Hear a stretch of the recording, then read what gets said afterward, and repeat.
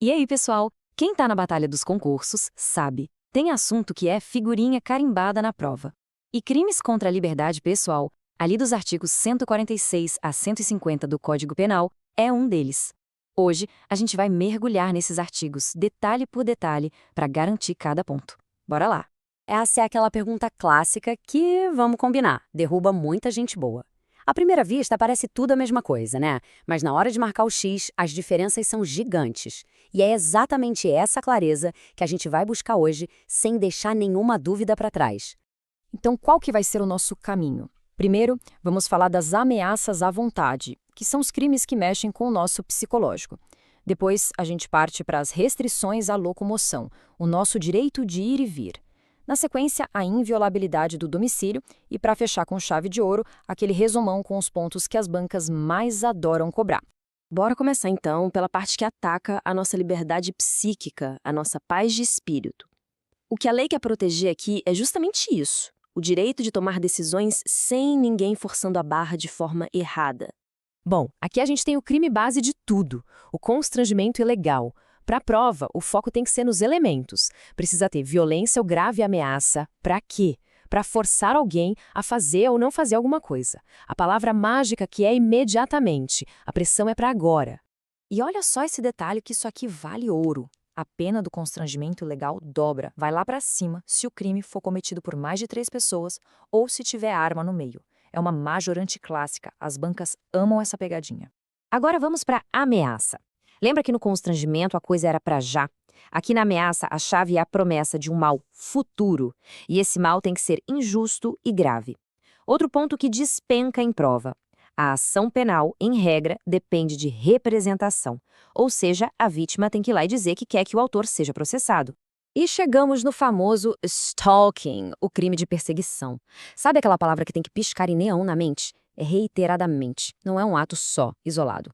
O que configura o crime é a repetição, aquela perseguição insistente. É isso que diferencia o stalking de uma simples ameaça.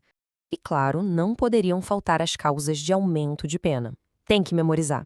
A pena do stalking aumenta pela metade se for contra criança, adolescente ou idoso, se for contra mulher, por ser mulher, ou se for praticado por 2 ou mais pessoas. Fiquem de olho nessas hipóteses. Agora, um tipo penal bem específico e super importante: a violência psicológica contra a mulher. O lance aqui não é a promessa de um mal futuro, mas o dano emocional que já foi causado, com aquela intenção clara de controlar a vítima. É um crime que protege diretamente a saúde mental e a liberdade de escolha da mulher. Essa tabela aqui é um mapa da mina para a prova. Vamos revisar rapidinho? Constrangimento ilegal, força imediata. Ameaça, promessa de mal futuro. Perseguição, a palavra-chave é repetição. E a violência psicológica? O foco é na vítima específica, a mulher, e no resultado, que é o dano emocional. Entendendo essa lógica, não tem como errar. Beleza, já falamos da mente, agora vamos para o segundo bloco, onde a proteção muda do psicológico para o físico. Vamos falar do nosso direito de ir, vir e ficar. O artigo 148 trata de uma coisa bem direta: privar alguém de sua liberdade. A lei até faz uma distinção técnica entre sequestro, num lugar aberto, e cárcere privado, num lugar fechado. Mas, para a prova, o que importa é a conduta central: impedir a pessoa de se locomover. Muita, mas muita atenção aqui. Se tem uma coisa que o examinador adora, são as qualificadoras do sequestro. A pena fica bem mais pesada se a vítima for parente próximo, se a pessoa ficar presa por mais de 15 dias, se for menor de 18, se tiver motivo sexual por trás ou se usarem um hospital para isso. É um verdadeiro checklist que as bancas usam. Agora, um dos crimes mais pesados deste capítulo: a redução à condição análoga de escravo. E não é só sobre trabalho forçado, viu? A lei é bem clara. Pode ser por uma jornada de trabalho exaustiva, por colocar a pessoa em condições degradantes ou por prender alguém por causa de uma dívida. É fundamental conhecer essas modalidades.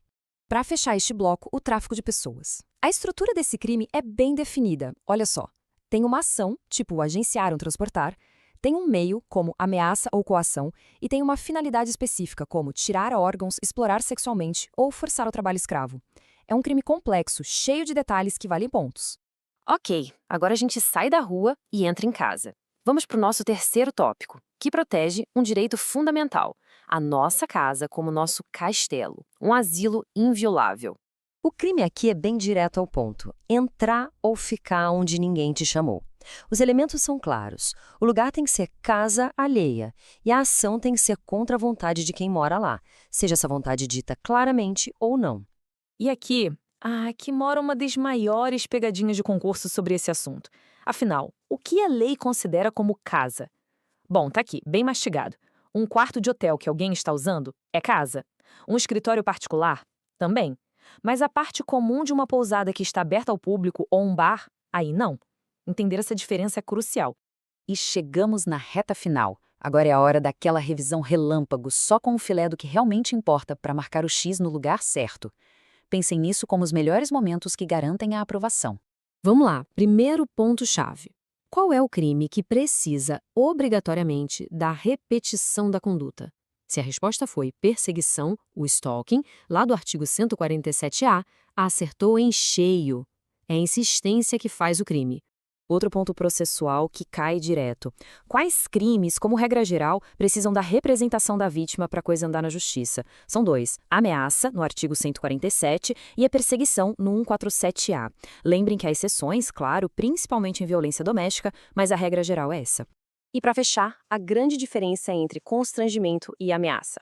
Pensem assim: no constrangimento, a ameaça é a ferramenta para forçar uma ação imediata. Já na ameaça, a promessa do mal futuro é o próprio crime. É a diferença entre o meio e o fim. Guardem isso. E, para a gente terminar, uma reflexão. O direito penal vive correndo atrás da tecnologia, né? Já vimos vários crimes digitais surgindo. Qual será a próxima fronteira da liberdade pessoal que a lei vai precisar proteger? Pensar sobre isso ajuda a gente não só a fixar o conteúdo, mas a entender o direito como algo vivo. Bons estudos e até a próxima análise.